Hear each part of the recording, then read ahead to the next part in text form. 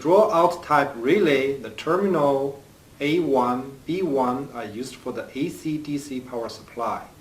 B2 is used for the ground.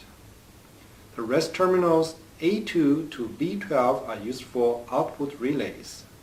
Column C1 to C11 are for the inputs. C12 is for the chassis ground. In the column D and E, 5 to 8 are used for the current inputs, 9 to 12 are used for the voltage inputs. For 345 transformer relay, they are all used for the current inputs.